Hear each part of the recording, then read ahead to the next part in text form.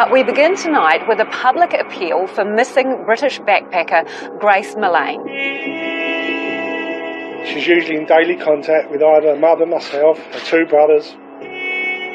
Anybody who has seen Grace, please come forward and tell us. With social media, there's always a dark side to it. A narcissist, sociopath. On behalf of New Zealand, your daughter should have been safe here, and she wasn't, and I'm sorry for that. Is the man a calm and calculated killer, or a young man who panicked after a sex act went wrong? Did you kill Grace?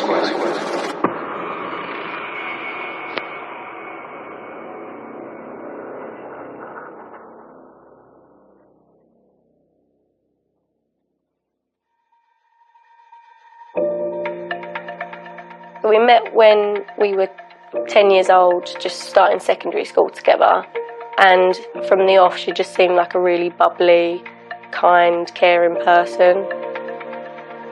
We spent sort of all of our break times, lunch times together. She was always looking after me. She was always the one to take care of everyone else. Like just our big group from sort of school and college. She used to bring her camera everywhere, whether it was to a party, to a festival.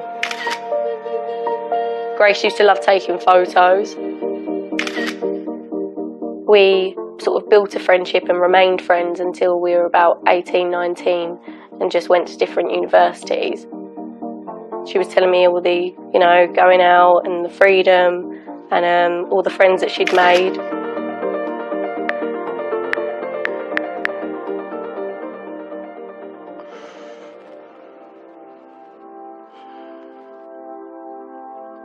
Yeah, we met online, we matched. I think I swiped her first, she swiped me. Then she messaged, hey, how are you? And we were speaking for like a few weeks.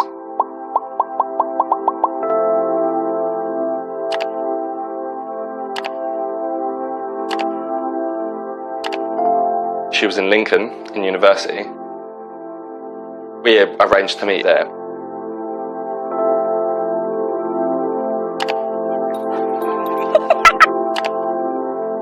She was very polite, she was very kind. But she didn't hold back from like taking the mic. So I felt like we had a little bit of banter. What's it like? She showed me some of her portraits when I was at her dorm. I was impressed. We did have plans to meet each other in Essex. But she then did say that she was wanting to travel. She was saying she's just doing this by herself. I thought that was very cool.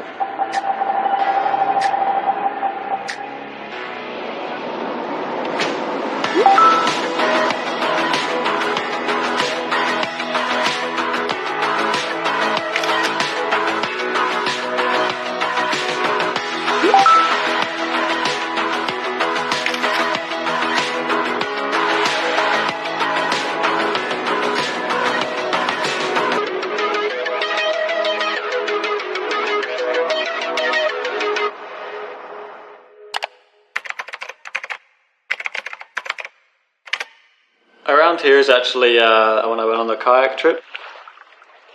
So that was the day I met Grace.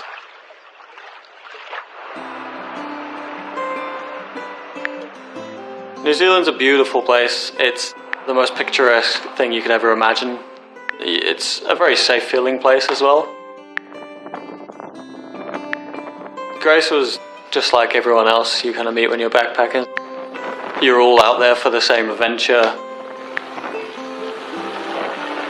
I kind of continued exploring. I didn't feel like I'd seen enough.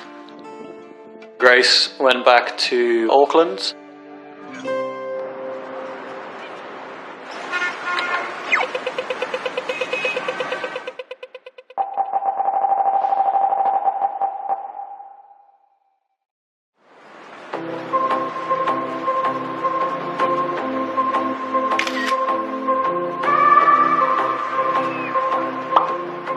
do online dating when you're travelling. That's how a lot of people meet nowadays. And it can be a quick way to find someone that you maybe have some interest with. You know, you can quickly like talk to them and have a phone call, ever say, I'm travelling here, could you show me around here?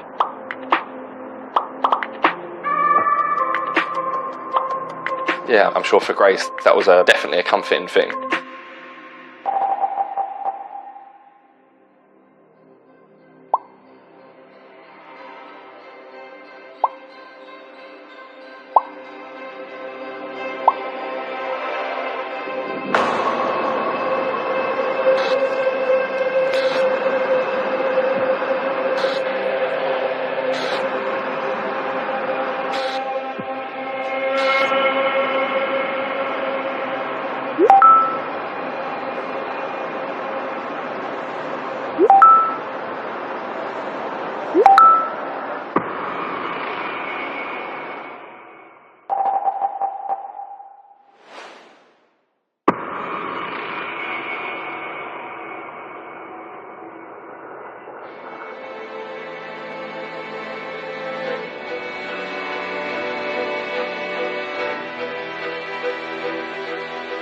It was just after lunchtime. I'd walked down into the crime squad office, which is the floor below where my office is, and I was talking to their detective senior sergeant, and she actually said, we've got a missing person complaint come in.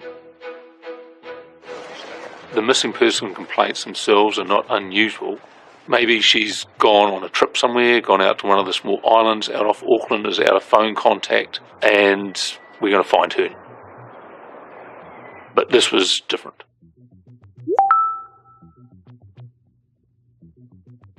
I messaged her on Snapchat saying happy birthday, hope you're having a lovely time. And, you know, not getting a reply for a few days. I didn't really think much of it because I knew that she was travelling. When it came out that she hadn't, you know, responded to anyone, hadn't called anyone, I think that's when sort of the worry started to set in. The fact that on her birthday she hadn't contacted her family and the family had not been able to contact her, that was a huge red flag. One of the girls from the group, she messaged me and said, have I heard from Grace? There are obviously people at the backpackers who realised she was missing, were concerned. I actually got off the bus down the bottom of the city. I see some missing person posters already on lampposts. Time was the essence. We needed to get onto this. We begin tonight with a public appeal for missing British backpacker Grace Millane.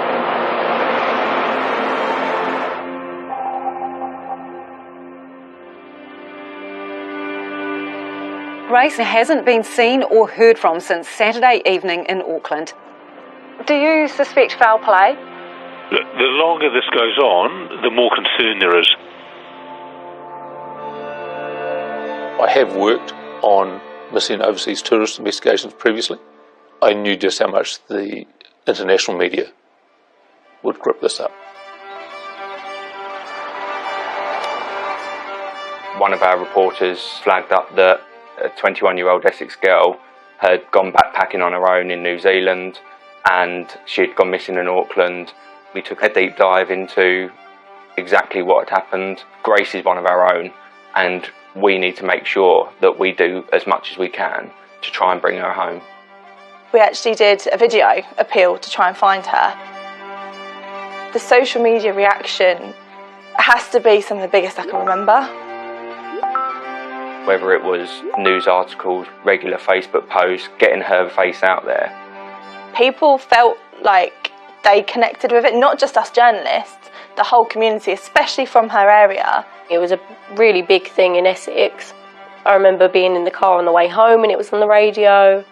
You know, getting home, it was on the news. I remember just scrolling down.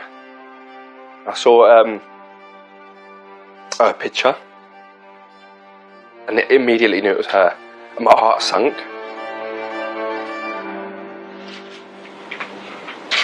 Grace is a lovely, outgoing, fun-loving, family-orientated daughter.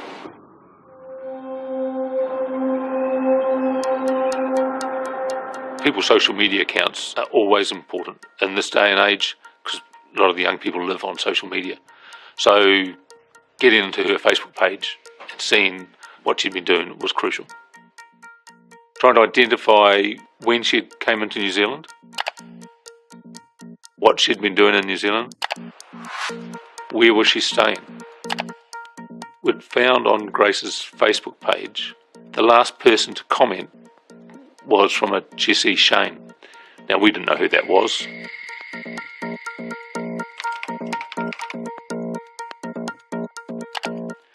One of the staff Facebook messaged Jessie Shane. Then he gave his real name, which was Jessie Shane Kempson. The next day, he contacts the police.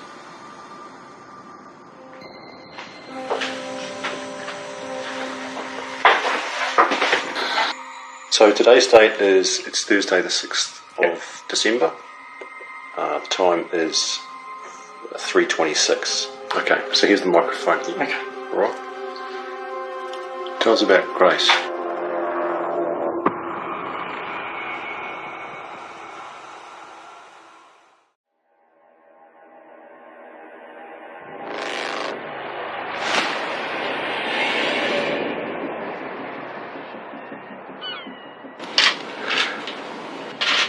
Grace has been missing for several days. We last had contact with her on Saturday the 1st of December. Grace started this travel journey in Peru in South America, and at the end of this was really looking forward to the second leg in New Zealand. Grace's family has launched a social media campaign urging people to report any sightings. The police investigation today has concentrated around her movements. A large part of that focus has been around CCTV footage.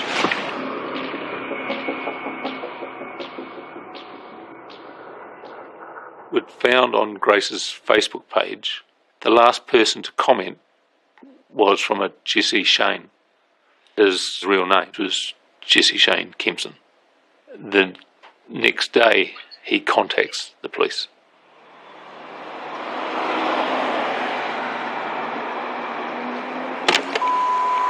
It's recording now. I've been in this room with you, I think, since the last 10 minutes. Yeah. Just written down your details. Yeah. You were spoken to by Detective Hames and Detective Jordan. Yeah. That's in relation to a young lady, Grace Millane. Yeah. Is that right? Yeah. And that's her there. You recognise her? Yeah. Okay.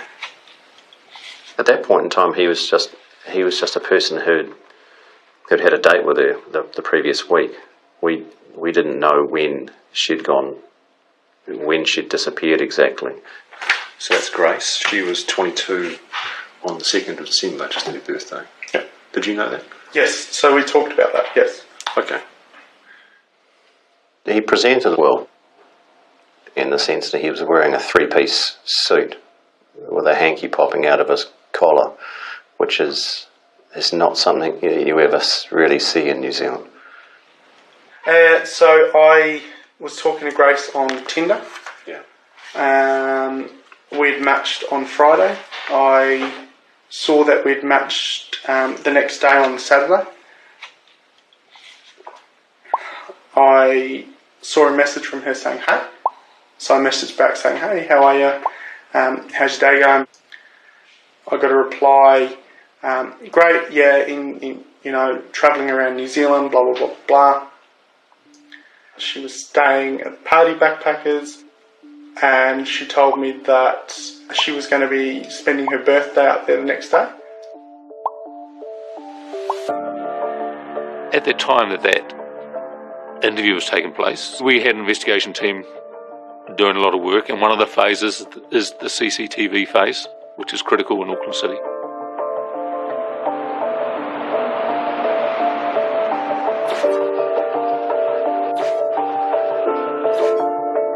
I started on the investigation on day one. I was tasked straight away as the officer in charge of CCTV inquiries.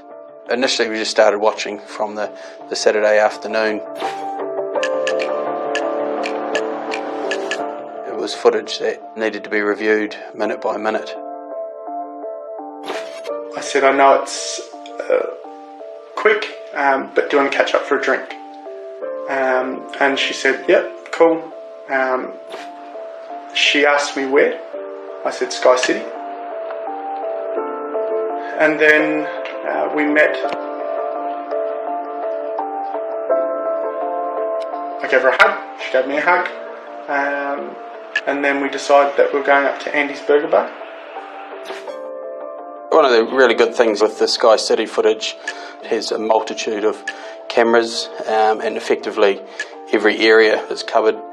We can see how they're interacting with each other, and effectively, from a visual point of view, how the date appears to be going. She said, I'm from Essex. I said, is that near Geordie Shore? I had no idea where that was. And she said, no, it's just out of London. I said, oh, cool, yeah, sweet. Whose idea was it to go to that particular burger place? Me, because I didn't initially know that she was real. What do you mean? Well, there's a lot of, so have you heard of catfish? No. So catfishing is where someone uses your profile, or uses your photos and pretends to be you and then meets, and you're a completely different person. Right.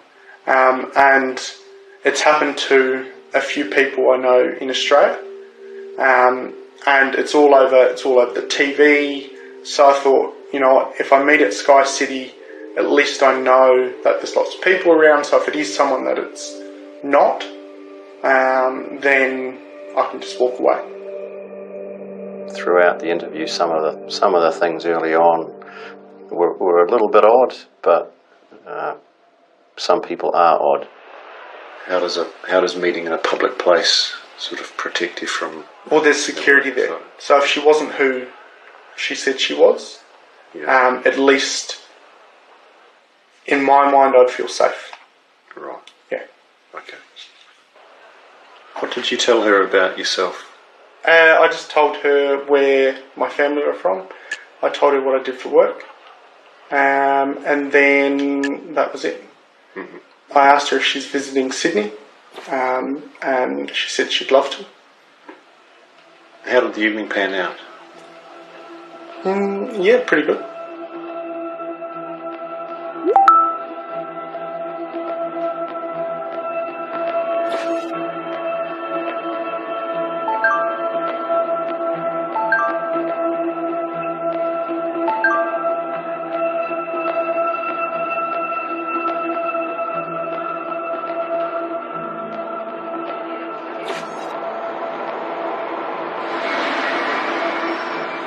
How did the evening sort of come to an end? There was a hug and a kiss on the cheek, and a thanks, nice meeting you.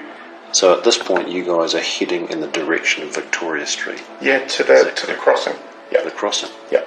So you cross over, and then you've parted company at around about 8 p.m. Yeah.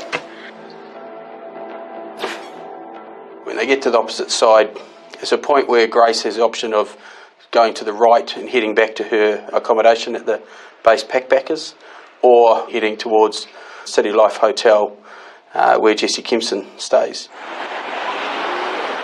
And then you walk towards Queen Street. Yeah. And she walks towards the base. It was the intersection. Yeah. So I just crossed. That would have been the last place I saw her. Okay. And you've parted company at around about 8 p.m. by your account. Yeah.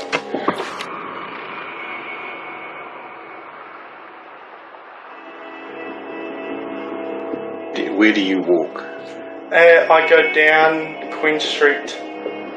There's a pub on Queen Street. And how many drinks do you think you had in that place? I would say 10. 10? 10. Okay. After that, I remember waking up the next day. What time was that? I woke up 9, 10 o'clock. Mm-hmm. Yeah. Okay, mate. Look, just want to sit tight for a few minutes. I'll just have another quick chat. Okay. How are you off for water? That's fine.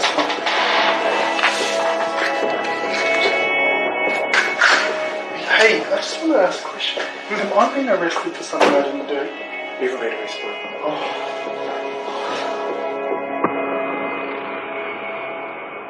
We got to a point where we knew during the interview enough CCTV had come through that actually pointed out that he'd been lying to us on one specific point. As it turns out, Grace continued on with Jesse.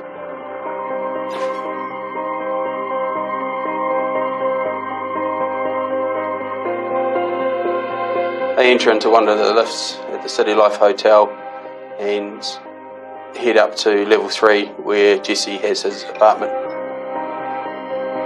This is the last sighting that we have of Grace.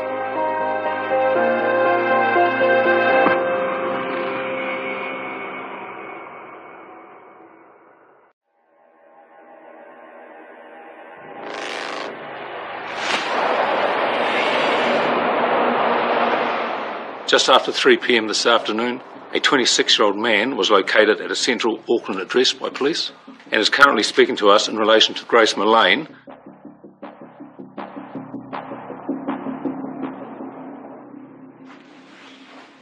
I first met Jesse Kempson in August of 2016.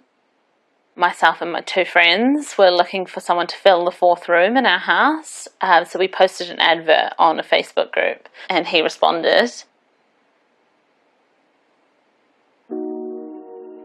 He was charming, you know, he had the stories and this life that he'd lived. He was really chatty, really nice, lovely really.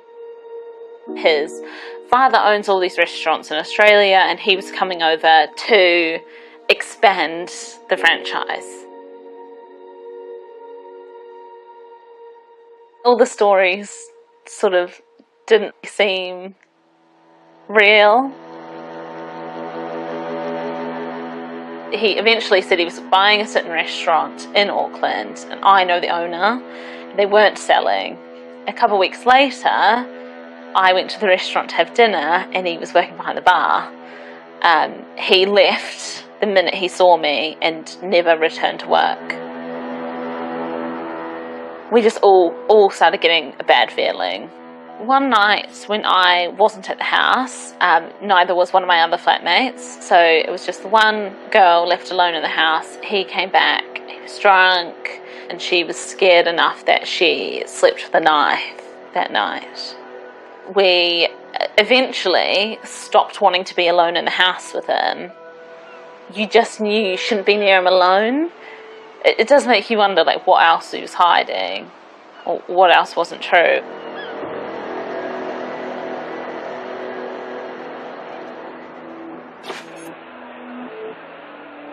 So you said that you met with Grace at the burger place? Yep. And you've parted company at around about 8 p.m. by your account? Yep. You said you woke up in your apartment at about 9 or 10 a.m. Yep. on Sunday morning? Yep. And you knew that was the time because you checked your phone? Yep. Is that you? Yes. That's you? Yes. Okay. That picture, the picture is in your hotel lift? Yeah. Okay, that's on Sunday morning at 8 o'clock in the morning. Okay. Yep. Yeah.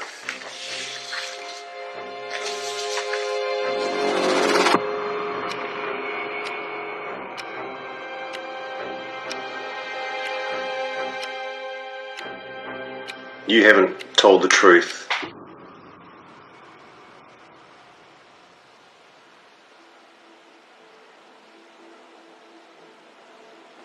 Is there something you want to ask?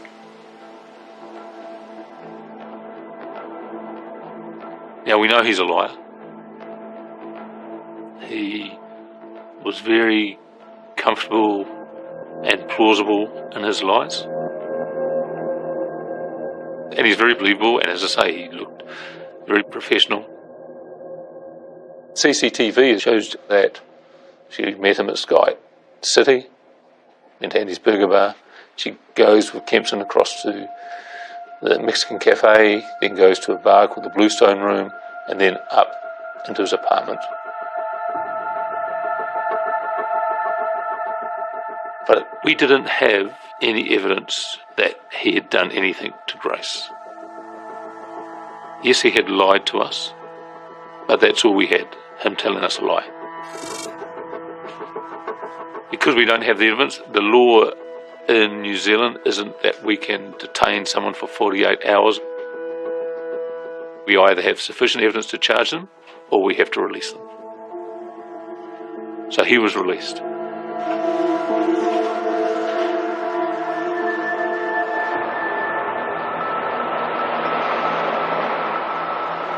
There's no sign of Grace. There's no sign of any of her property. That Thursday night, we arranged for a search warrant for his apartment at City Life Hotel. The forensic scientists were going to test Kempson's apartment for blood.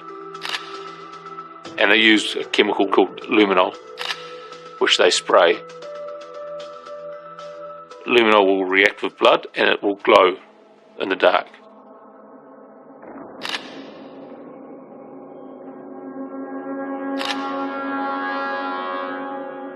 When you see the inside of Kempson's apartment and you see the luminol, which is indicating all the blood in that room, you go, oh my gosh, what's he done?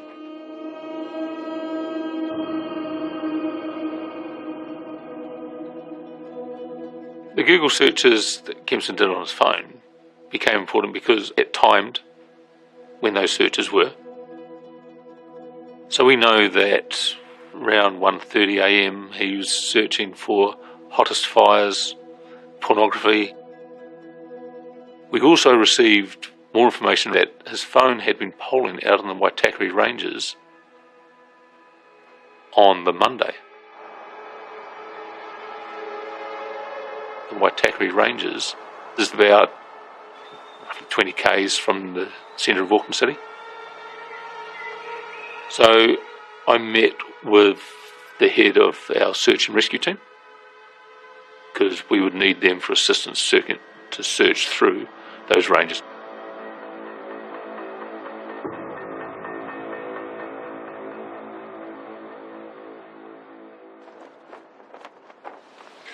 Tell me what happened last Saturday. From the beginning.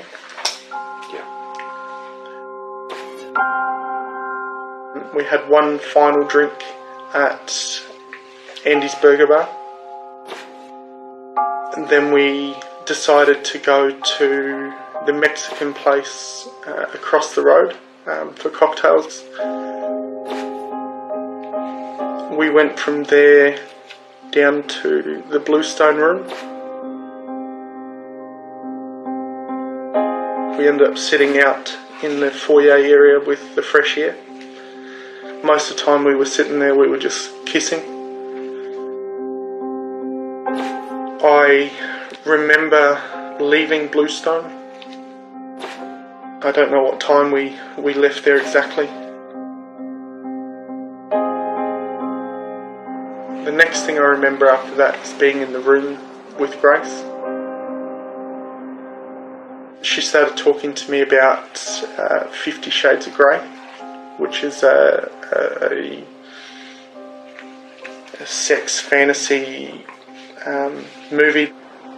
We started having, I guess, violent sex, and then she told me to hold her throat. And then at that point, we'd finished. All I remember is falling asleep in the shower. I woke up the next day. Initially I thought Grace had left, and I saw that she was lying on the floor. I saw that she had blood coming from her nose. I screamed, I yelled out at her, and I tried to move her to see if she was awake. And that's when I panicked because I couldn't hear, and she was cold. It's That's a total contradiction to what he'd said in his first interview. His second interview was all self-serving. A narcissist, sociopath, and we'd worked out that everything he'd said in that first interview basically was a lie. Did you consider seeking help from St John's? I dialed 111, but I didn't hit the button because I was scared how bad it looked. You said you didn't know what to do. Why did you purchase a suitcase? Because I was freaking out. I went to the warehouse at the atrium and brought a suitcase.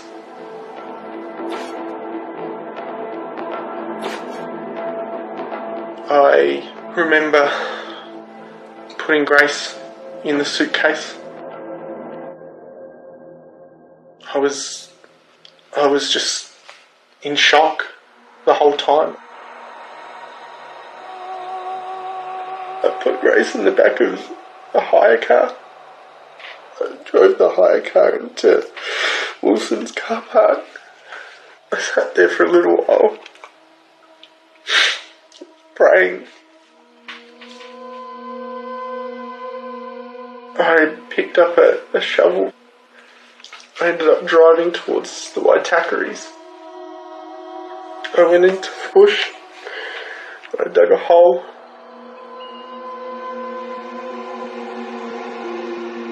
He's trying to clean up, and we know from CCTV that he went and he bought cleaning products. What did you do with the bleach? Sprayed the floor and tried to dab up the blood. Can you remember when you disposed of her clothing and property? No. He packs all her belongings into a black plastic bag, and he walks through the city up to a place called Albert Park, and you see him depositing that black bag into a rubbish bin. We're going to head out of here very, very soon, and you're going to take us to where you've buried her. Yeah.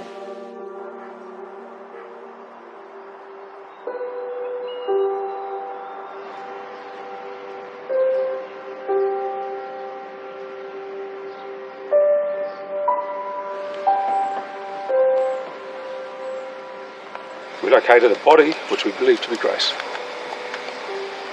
The formal identification process will now take place. However, based on the evidence we have gathered over the past few days, we expect that this is Grace. Obviously, this brings the search for Grace to an end. It is an unbearable time for the Millane family, and our hearts go out to them. Two questions. To your knowledge, did Grace die while she was in your company? To my knowledge, I would say yes. And at any time and at any stage, did you intend to cause her death? No. Did you kill Grace Millane? Jesse Kempson, you're under arrest for the murder of Grace Millane on or about the 2nd of December. You understand? Yeah. Okay.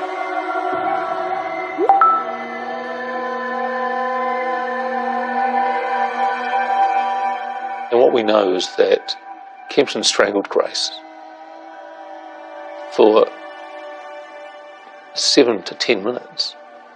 That's not rough sex. That's murder.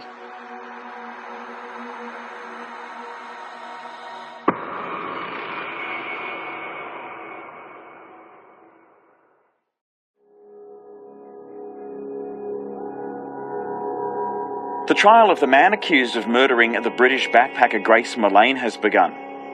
Ms Millane went missing on the eve of her 22nd birthday last December while she was in New Zealand.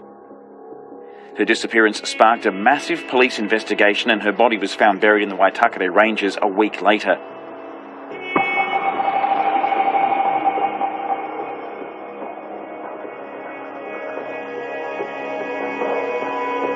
man's defence team said it was entirely plausible the young woman accidentally died after he choked her during sex with her consent and encouragement. Members of the jury and the defendant has pleaded not guilty. She started talking to me about 50 Shades of Grey, and she told me that there's a few things she likes doing.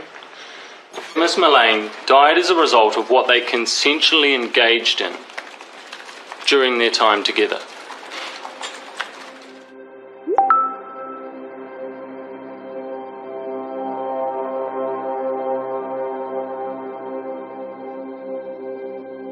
Personally, I think the rough sex defence is horrendous. I don't see how anyone could ever use that as a legitimate defence. For that to actually be an excuse for how someone died is atrocious. It doesn't matter whether she was having sex or not, or it doesn't even come into it. The only thing that's important is that he went into that room, she went into that room, and only one person came out of there. Only two people know what happened in that room. One of them can't tell us, and the other one hasn't told the truth about what happened. The defendant had to have had her under his grip at some point of which she lost consciousness and he had to carry on. And if that's not reckless murder in this country, ladies and gentlemen, somebody will have to explain to me what is.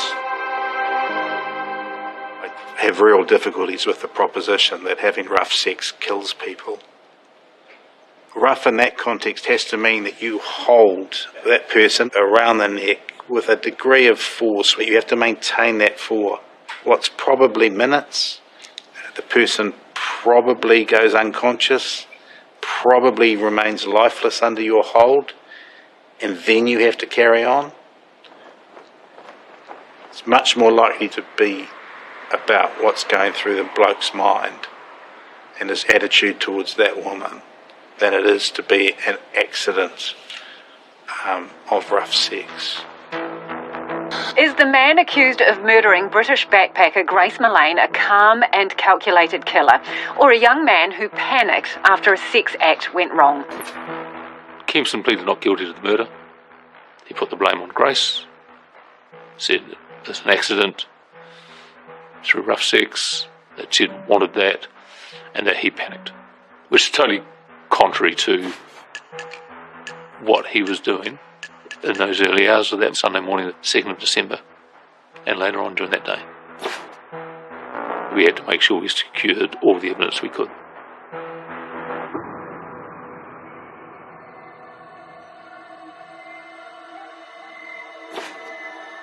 Next morning, 8 a.m, Jesse heads down to the foyer and exits the hotel and heads to the warehouse store, selecting a suitcase that he ends up putting Grace in.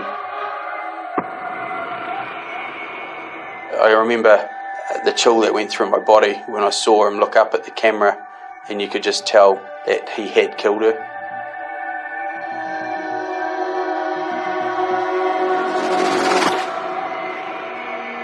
And was taking her body out to disposing of it.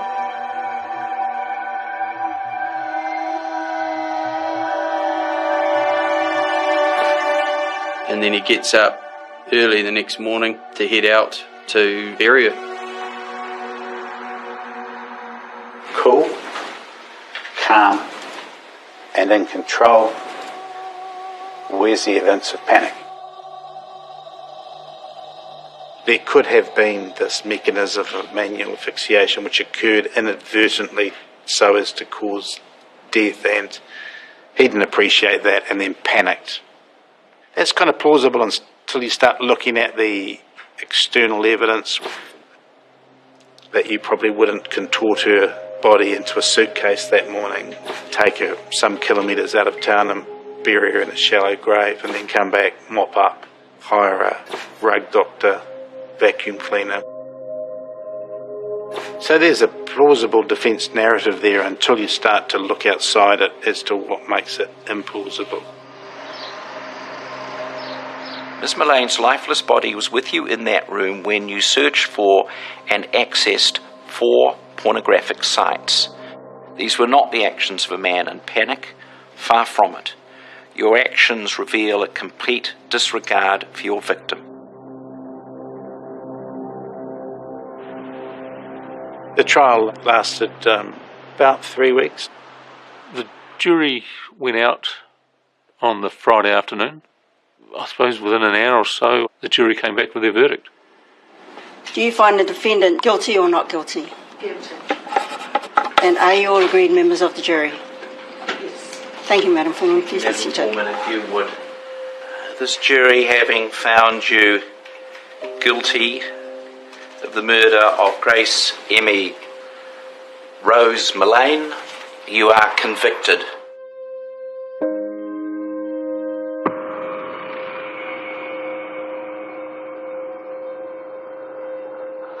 The verdict of murder today will be welcomed by every member of the Mullane family and friends of Grace. It will not reduce the pain, the suffering that we've had to endure for over the past year. I heard it on the radio, and I literally just burst out and crying it just hit me like a truck. I called my mum before anything else. I was just screaming down the phone. I was shaking. I remember it was just, it was a horrible feeling. The biggest emotion is anger. How dare he put his hands on it? You feel a bit guilty. Maybe we could have done more. She should have been safe. No one in this country, unless they were out of all communication with the modern world, could not have been aware of these events.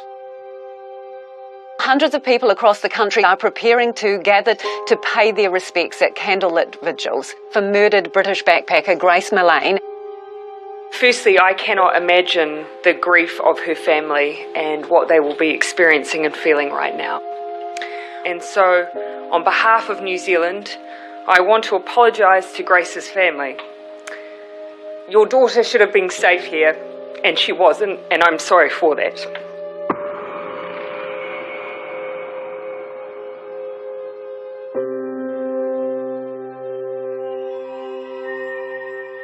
Out of this tragedy, the Mullane family have started the Love Grace campaign. That's getting handbags and then filling them with items for the victims of domestic violence. And when I speak to Gillian, she tells me that there's handed out over 10,000 handbags. Now she describes that to me as 10,000 smiles. That is so touching.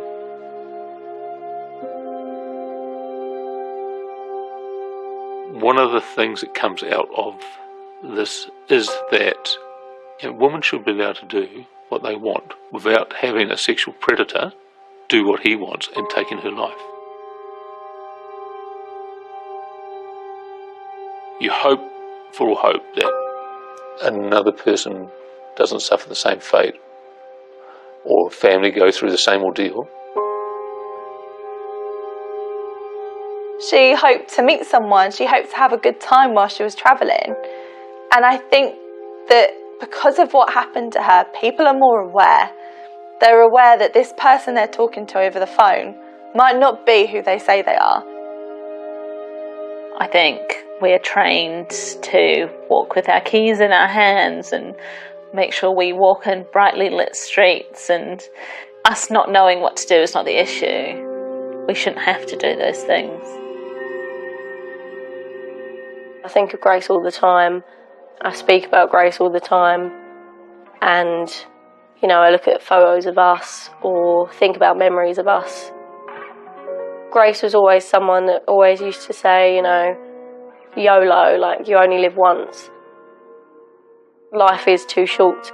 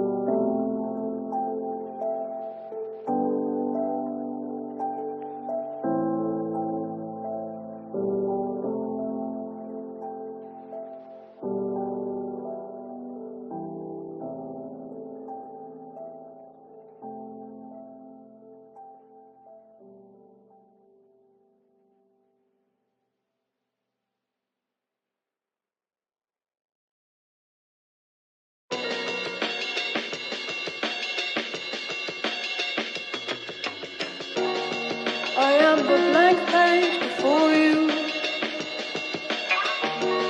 I am the fine idea you crave.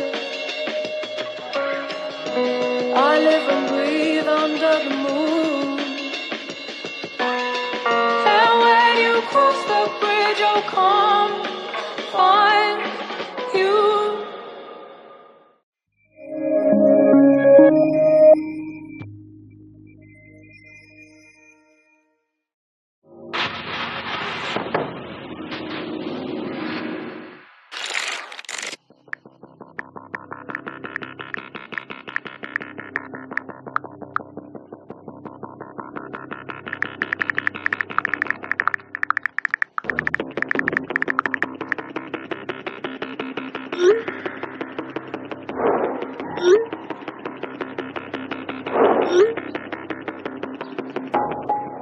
The teenager's body was found here on Ashley Mill Lane in the village of Ashley on Friday morning at 8 o'clock. This quiet location is about a mile from the village of Aylesbury in Trafford.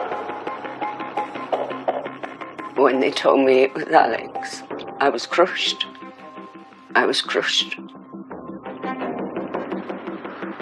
He goes into a wooded area. Would Alex have gone there on his own?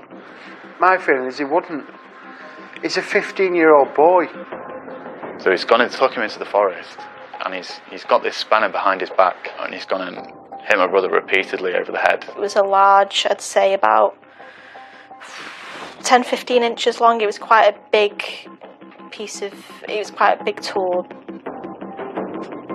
The force of one of the blows at least was enough to fracture his skull, and fragments of the skull had penetrated his brain. And he's just left him there. It was very, very brutal. He lay bleeding for God knows how long before he actually did pass away. Someone had to go and identify him. My dad went in to do it. And him coming back and saying, yeah, it's Alex, but it looks nothing like him. Social media made it 10 times easier for him to get to that 15-year-old. And without social media, I suspect Alex will still be alive now. It really hurt that he was really, really Googling about murdering my baby.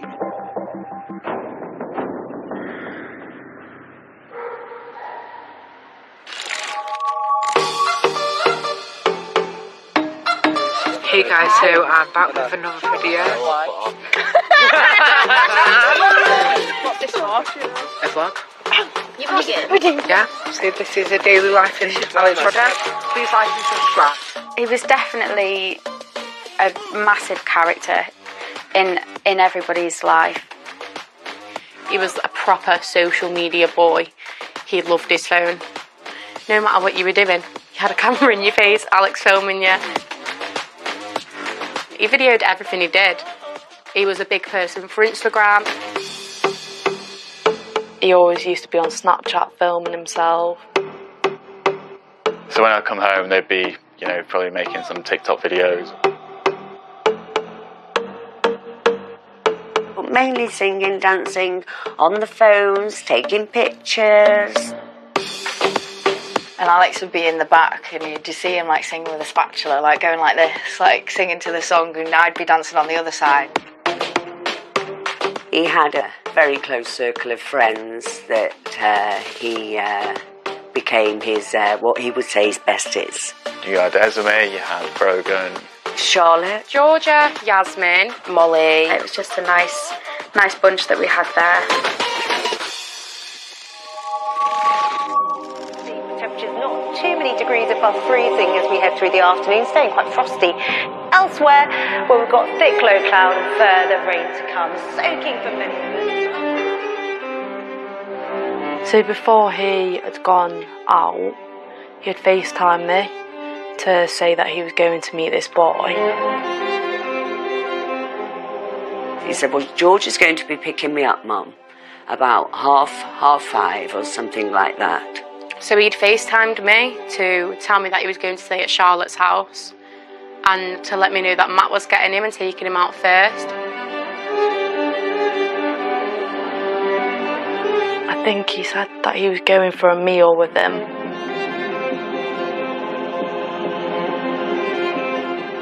And he was like, listen to this, Esme. Like, Alex was quite shocked by it. He was like, he said he wanted to take me to a special place in a field near a forest. And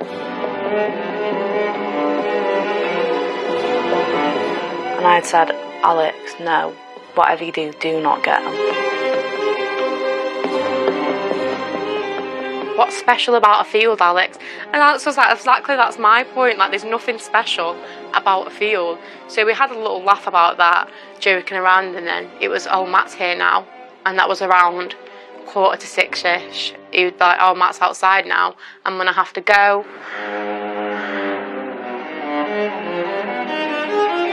And he said he was going, and I said, I'll see you later, Alex. He said, yeah, I'll see you later, Mum. And that was the last time I saw him.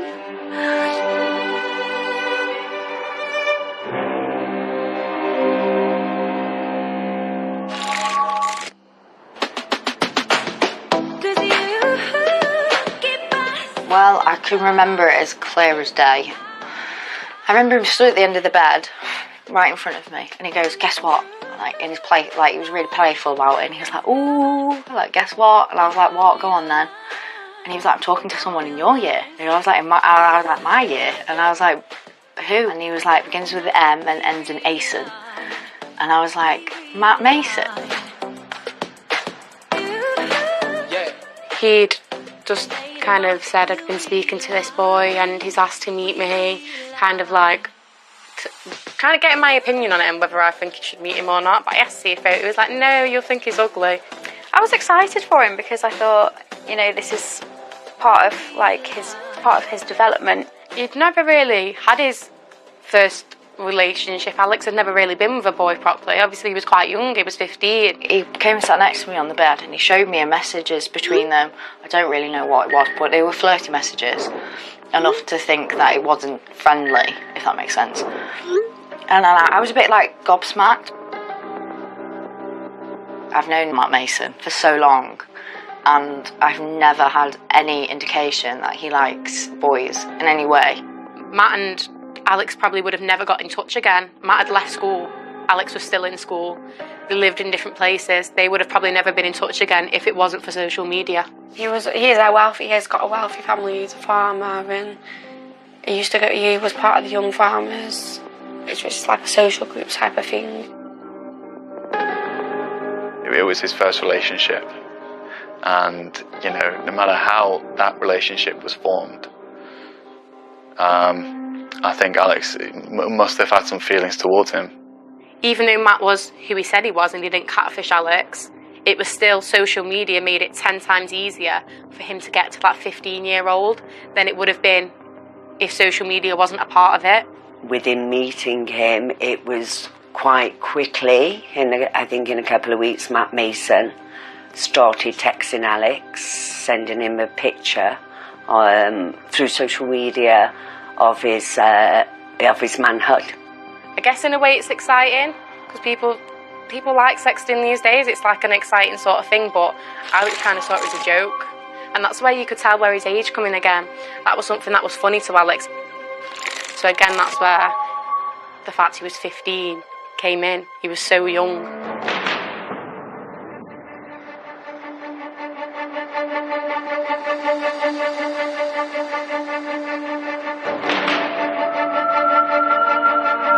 I came out the restaurant around 9 o'clock and I started to ring Alex. As soon as I left the restaurant, I rang Alex to say I'm on my way.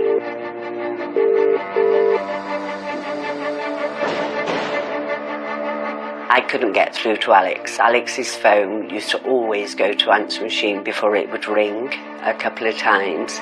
So I wasn't concerned at that moment. I knew that where he was going to be all right. Nobody really had a bad feeling at this point.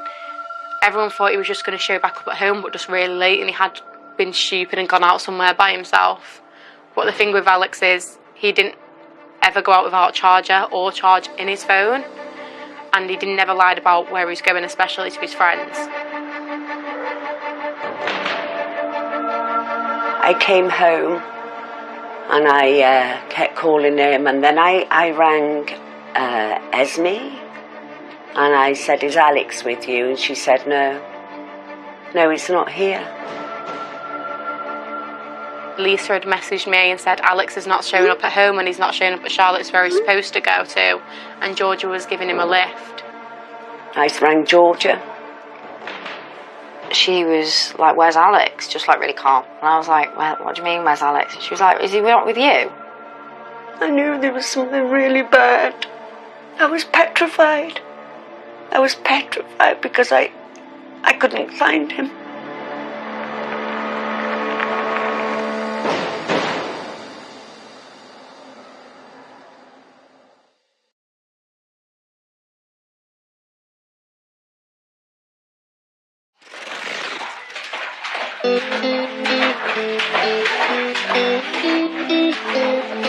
Hello, big boy. Where's Daddy?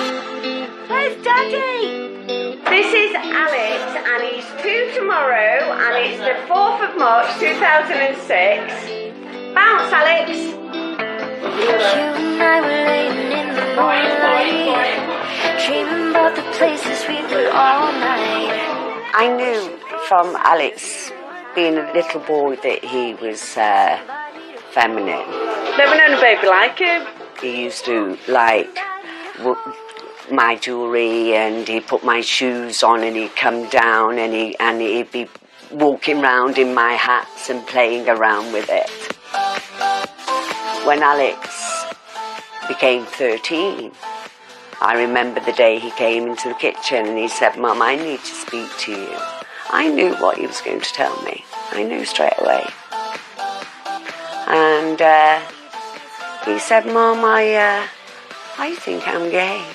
I said, okay. I was worried about the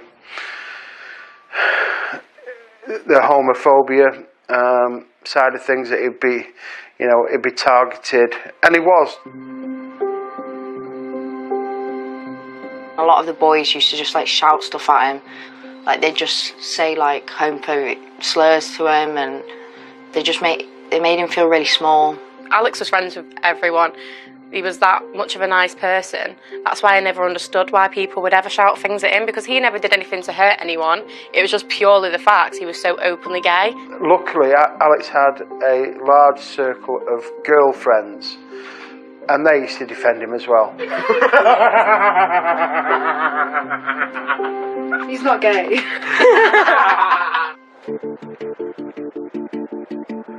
On December the 12th, Mason picked up Alex in his car and brought him to these woods near Hale, just off the M56.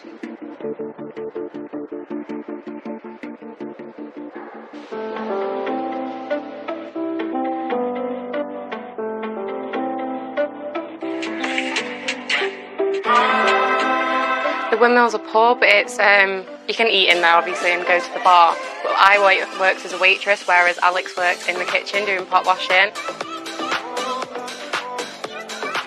Molly was on the bar serving us, and Molly was asking about this new boy that he'd been seeing because she'd heard bits of it. She'd heard bits of me and Alex speaking about it in work, so she'd been like, "Oh, who's this boy you've been speaking to?" He showed me his phone. He sort of explained that he'd been seeing this new guy that was a bit older than him, and didn't want anybody to sort of find out. The guy that he was seeing didn't want anybody to find out about their relationship. He would send videos of himself masturbating, so they were very, very graphic things he used to send over on Snapchat, Matt. Just normal photo, just a normal average photo of his penis, and then he would also send masturbating videos as well. Once the conversation develops on Facebook, Mason takes it to Snapchat. He's sending images of himself through a platform that will then delete that information. So almost gives him a sense of confidence that he's not going to be found out. Alex is obviously media savvy, so he saves copies. We must have sent at least one every day over to Alex, which is kind of like drawing him in, grooming him in a sort of way. It catapults relationships into a sexual kind of relationship very quickly, because they feel safe to engage in that on through social media. They wouldn't do that probably as quickly face to face. Matt should have knew in his head, he's 15, he shouldn't be making a choice at 15 whether he wants to do something with a boy. He should get to at least the age, 16, even older, to even be able to make that choice in his mind whether he wanted to touch a boy or let another boy touch him.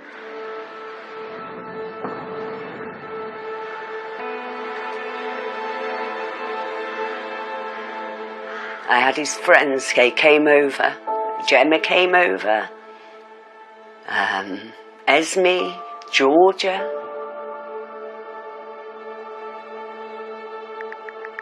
Lisa asked me if I'd put a Facebook post out saying he's missing. So I did, and I posted some pictures and like contact me, my number, or Lisa, and put her number on it. Because of the Facebook got so many shares, I think it got like 200k shares or something. So everyone started then going to his Instagram, and then this is when people who knew of him, because he was so known from like all the way to Manchester to Bolton to Liverpool, like people knew him. I rang the police on 3 or 4 occasions, and I said, look, I don't think you're taking this seriously enough. I know he's only been missing a few hours, but I know my son, if he hasn't got his phone with him, there's a problem, there's something not right. I rang his dad and I said, something's happened. Something's really bad happened. Go on my phone, check Facebook as you do.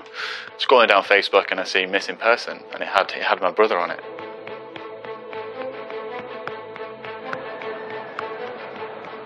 Call up my dad. Dad, yeah, he's gone missing. Have you heard about the Russians? I said, what do you mean the Russians?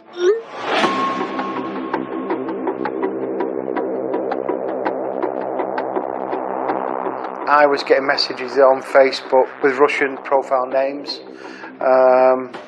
saying that they had the gay boy in the back of the van and they were going to kill him.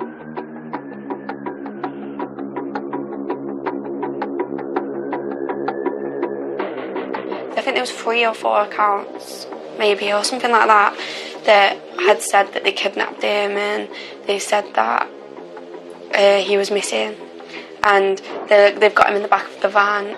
We all agreed we'd all split up and go and look for him. So me, Liam and Esme went in Liam's car.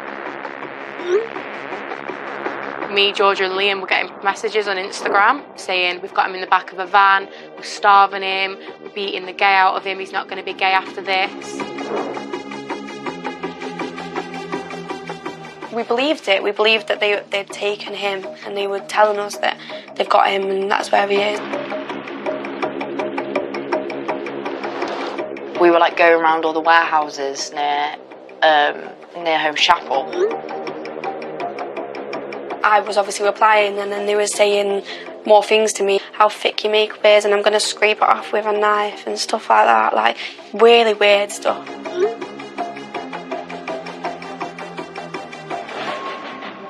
But at this point, our hearts just sunk, thinking that he was really in the back of that van.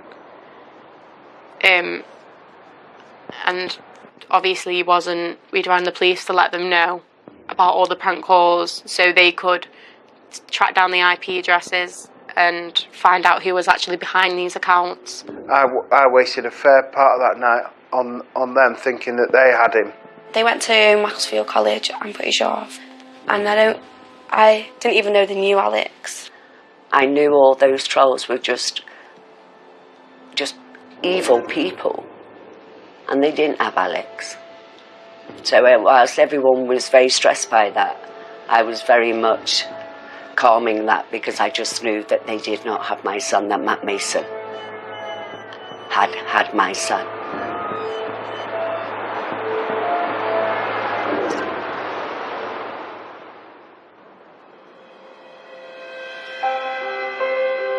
About a week before, I'd gone out in the afternoon to the shops, and I came back and the front door was locked. And I remember seeing these big brown working boots, and I felt very quite alarmed by that straight away.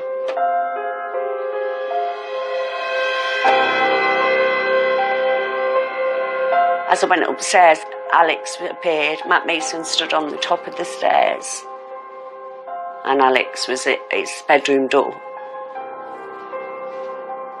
Alex said he was just passing by, and I said, right, that's okay, well, he can leave now, Alex. Yes, is he leaving? So he said, yes, he's going now, Mum. And I instantly said to Alex, stay away from that boy. There's something seriously not right with him, Alex. I was feeling all this fear.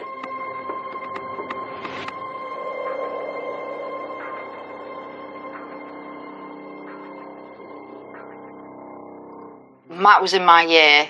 I had quite a few lessons with him, but he wasn't someone who I was close with, but I could talk to him and he'd know me and I'd know him. He was an odd character.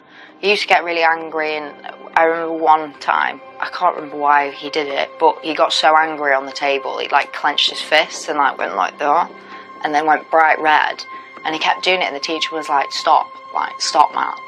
And he was like getting really angry and like slamming his fists on the table.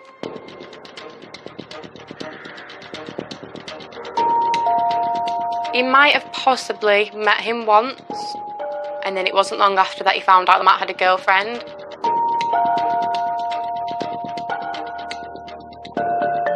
I was shocked. And he'd get really upset by that.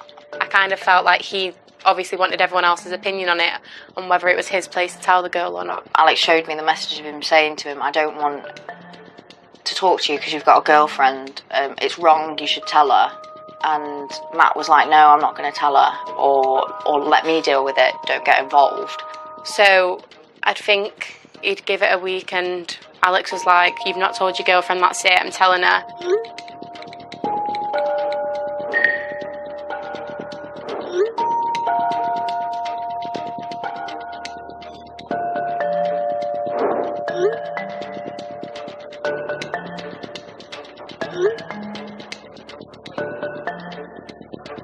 Alex had told his girlfriend now. But Matt wasn't happy about that. It's kind of like he was definitely 100% fully gay, but he wanted to keep this girlfriend, hide it from his family. Matt Mason lied to him. Matt Mason lied, he had a girlfriend for 2 years. Alex contacted his girlfriend, he did the right thing.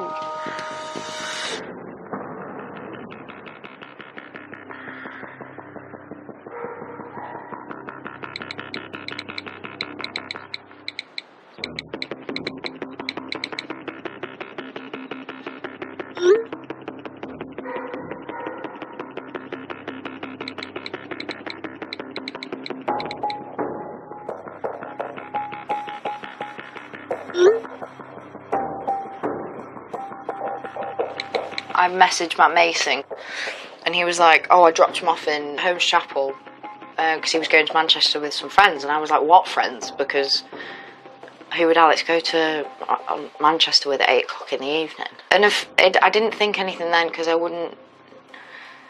I trusted him because I knew him. I rang Esme. I was like, oh no, Georgia didn't pick him up. Matt was picking him up to go to Charlotte's house. Lisa didn't like that straight away. And Esme told me that he'd gone out with Matt Mason for dinner. And I just really, really, really went into real panic.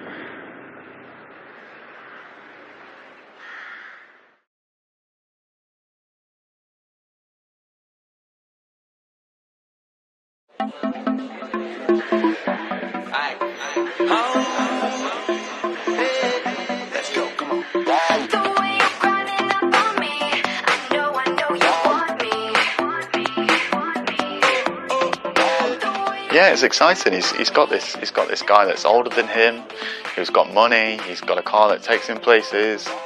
Also the sexual side to it as well. But at the exact same time, Matt was trying to hide from his girlfriend that he was with a boy.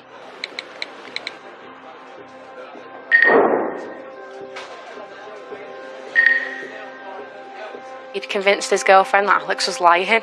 And I guess finding out you're getting cheated on is hard enough to accept, so she didn't want to accept it as it was, but never mind it being with a boy. So it was kind of like, Alex didn't want it to be hid, Matt wanted it to be hid. So it was kind of like clashing there.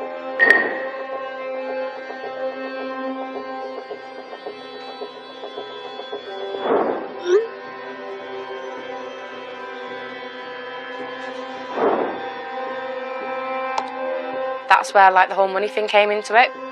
Started off with, if you don't tell my girlfriend, I'll give you £50.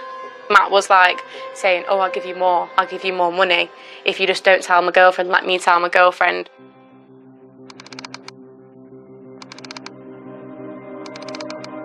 It's hush money. It's to keep him quiet and to get what he wants out, what only Matt wants, because he's using this big thing to control a boy. He's a 15-year-old boy. If a man is giving a 15-year-old boy money, of course he's going to accept it. Of course he's going to enjoy that. The money completely changes this relationship. One, it almost appears now that his sexual behaviour is being paid for.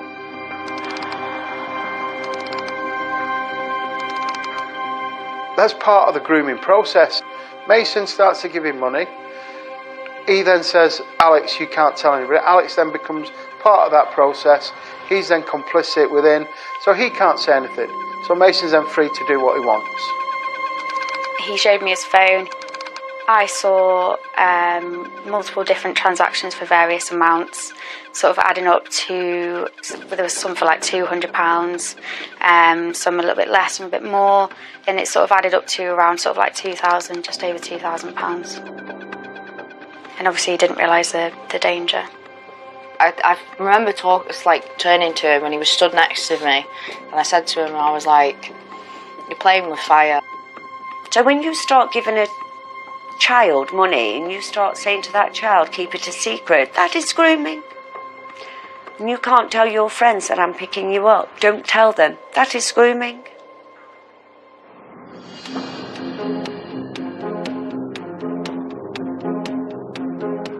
I'd had messages of Esme saying, have you seen Alex, have you seen Alex? And I was like, no. So I rang her and I was like, what's going on?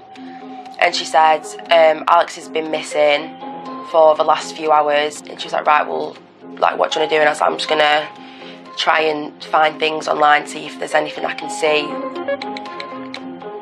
I was checking train times to check when the trains were going to come in from Manchester, because there was so many different stories. Some people were saying he was in Manchester shopping. Some people were saying he was in Holmes Chapel, met up with a friend. There was different, so no one really had a clue. Nothing was really adding up.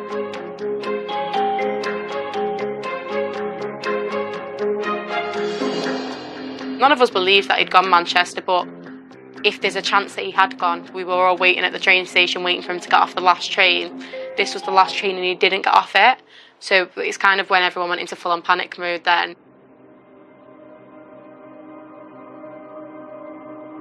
I checked his Snapchat story and he'd put a picture on his like private story of him in a car with 2 love hearts. And we were trying to figure out where it was, what we could see.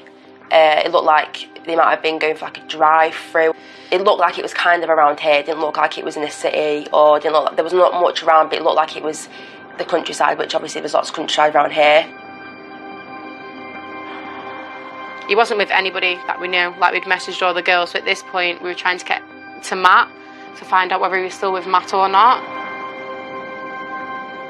And I was saying, right, maybe look around Holmes Chapel, look around like fields. So they were looking around different fields and they were looking around, they drove around a lot that night. Matt was the last person he saw. He picked him up from his house, and now he's just suddenly not answering his phone. So I eventually got Matt's number and I was ringing and he just wouldn't pick up the phone, and he'd eventually picked up. So I was like, hi, where's Alex? And at first he was like, what do you mean? Stop lying. I said, I know you've been with Alex tonight. He's told me that you were picking him up. Where have you dropped him off? Because nobody's heard from him for hours. We called some of the girls for Matt Mason's number, and I rang Matt Mason.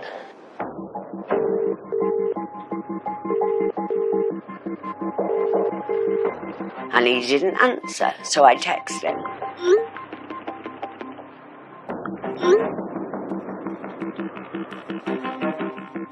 So then he rang me. And I asked him, where's my son? And he said he dropped my son off at Holmes Chapel at 6 o'clock. And at one point, he actually offered to drive up to us. He said he's close by. He's just been at the pub with his friends. He can actually drive to us and help us look for Alex. And when he said that, that's when I just really screamed, said, I'm getting the police. I'm getting the police. You've hurt my son.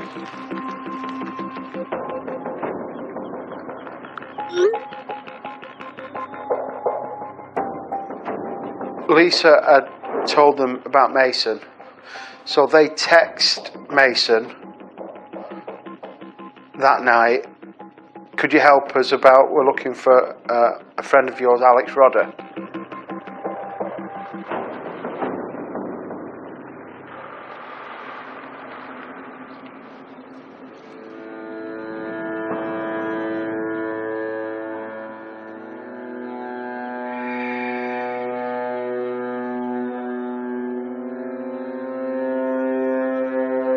It was like 2-3 o'clock in the morning. Alex still hadn't turned up at home. He hadn't turned up at my house or Charlotte's house. Not a single person had heard from him. His phone still wasn't on. And I think then I knew he was hurt, because I just felt it, like, so I knew something was really wrong.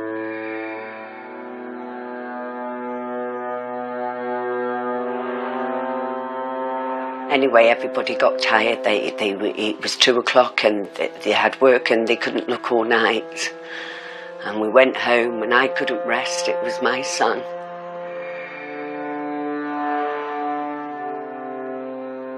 I knew there was something really bad. I knew he was hurt somewhere and I couldn't get to him.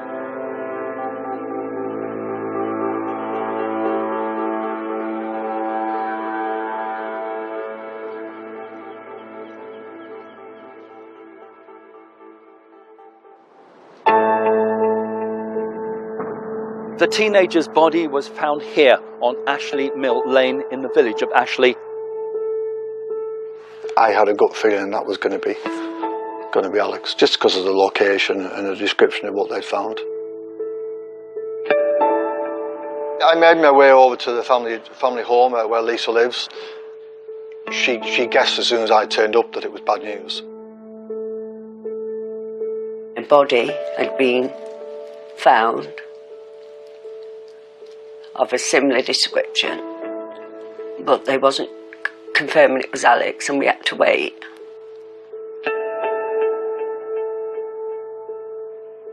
Someone had to go and identify him. My dad went and did it with his partner Maxine, and him coming back and saying, yeah, it's Alex, but it looks nothing like him. And for clear identification, he wanted to see Alex's feet. So he saw Alex's feet because they just looked nothing like him.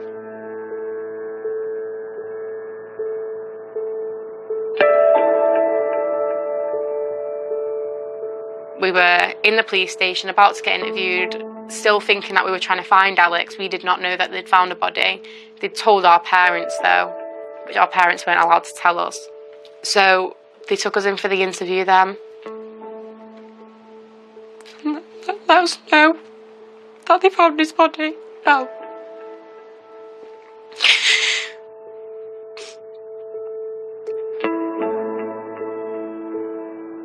Cheshire Constabulary say an 18-year-old man has now been charged with murder.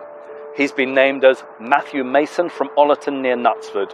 He's been remanded in custody and is due to appear before Crewe Magistrates Court sometime tomorrow. They'd found Mason's car driving around the town and chased him at one point. He was driving towards Telford, or I think it was Telford, driving towards that way, and the police doing a TPAC stop. TPAC stop being police surround the car and force him to stop. Mason was picked up on the A41 in Staffordshire. Officers told him to get out of the car and to put his hands up, which he didn't do. He just sat in the car and did nothing. And then, again, after asking him he again did nothing. So they went over and they smashed the window and they dragged him out of the car and arrested him. They found the weapon in the boot. They found my brother's coat in the boot. For me, the biggest thing that stuck out was from the start of the investigation, Mason was never honest, he was never truthful. I believe he was trying to play the system. Once in the woods, Mason claimed the pair had argued that Alex had hit him first and that he was acting in self-defence. Matt Mason was full of fear and shame, and that shame destroyed my son's life.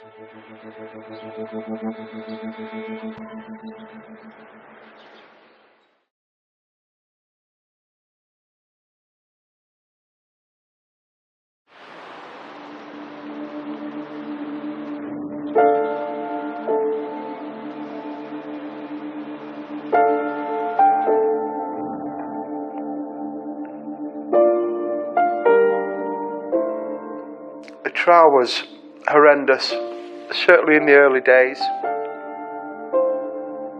You could hear a pin drop in that court. It was very, very tense. I attended every minute of the trial. I had a duty to attend as my brother, so I had to be there for every single second. I wanted to know what was going on. I wanted to know every single minutiae of those events. He'd sort of said that Alex had attacked him. That was his defence, that Alex had attacked him, and he'd responded in self-defence. When he took the stand for the first time, it sounds like he has learning difficulties. He spoke like Forrest Gump. He spoke in a real like, like he wasn't all there. The police went through all his social media to see if he actually spoke like that. It turns out he didn't. That wasn't his normal voice. He was putting on an act.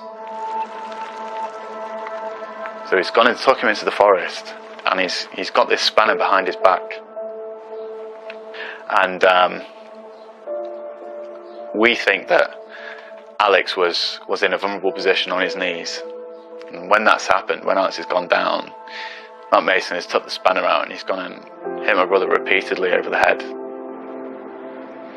All we know is that Mason had hit Alex at least 15 times to the head and body, and that during the attack, the force of one of the blows at least was enough to fracture his skull, and fragments of the skull had penetrated his brain.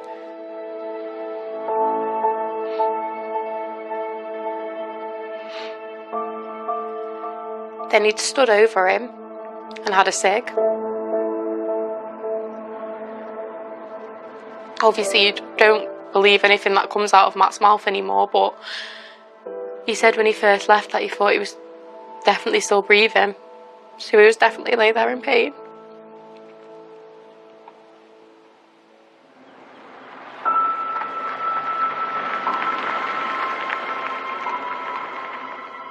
He went to clean himself up outside. I think it was outside one of his friend's farms. Then gone to the pub near my house up the road from me for an alibi, and sat with his friends and had a pint like everything was normal. When he got to the pub, he took a picture of himself on Snapchat.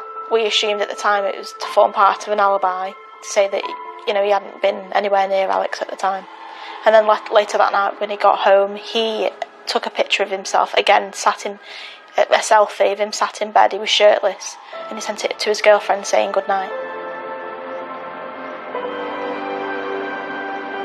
And then he goes back to the scene to check to see if my brother is, has my brother moved? Is my brother still there? Has he killed my brother? He'd basically gone back to make sure his job was done. Now my brother's big. He's same size as me, 6'2". He's also a very large boy as well, so he's heavy. And he totally underestimated that. So he's gone and given up and just left him there because he can't put him in the car.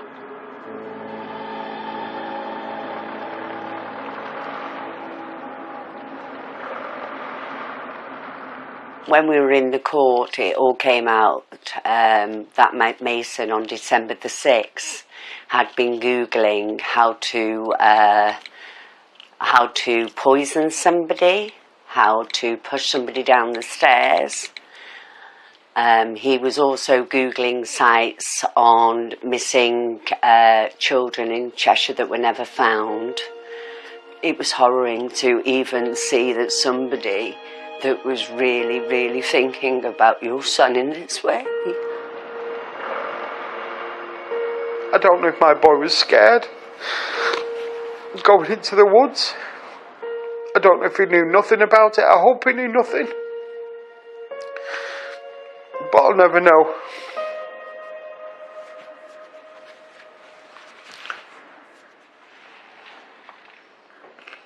I really wanted him to look me in the eye when I was giving my evidence, because I just wanted to look him in the eye.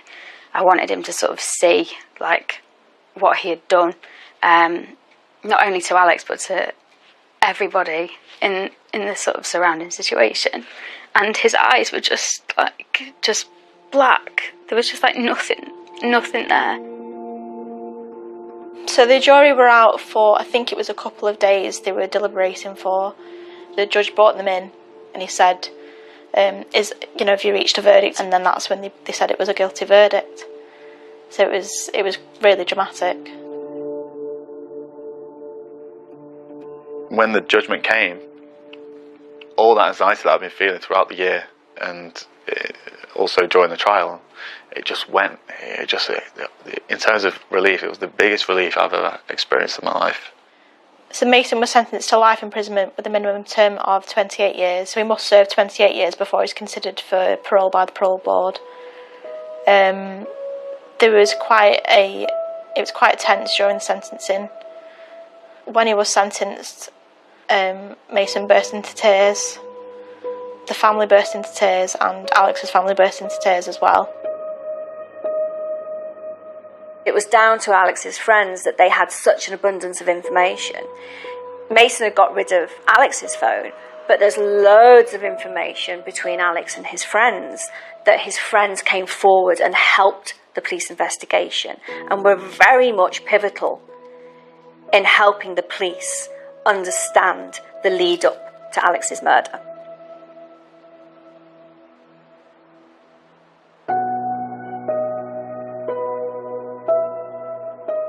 I think at the end of the day it shows the power of friendship between Alex and the girls.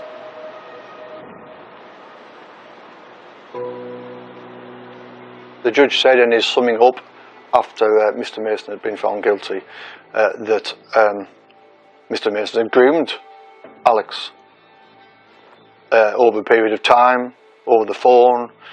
Mr Mason was 18 at the time and Alex was only 15. He was only a schoolboy. Most children now, they have some form of social media, whether it be Facebook, Instagram, TikTok. That's a big one for grooming now. Because it's so easy to share. Social media makes it so much easier for people to be groomed. Because they can hide behind a keyboard, they can hide behind the screen.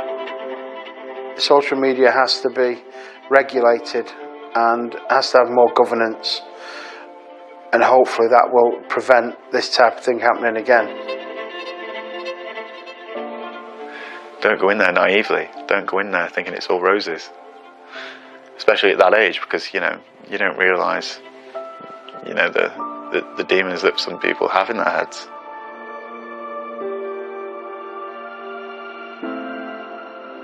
Alex's life so cruelly ripped away from him, all of the hands of some other boy who could not be free and be himself.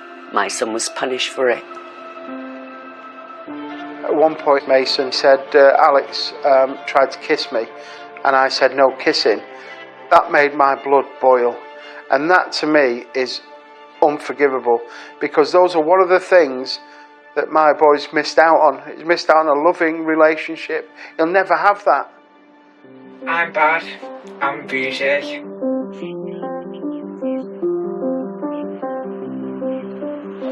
Got me feeling like cool. Life goes on, and I think the best thing to do in his honour is just do the best you can in your own life.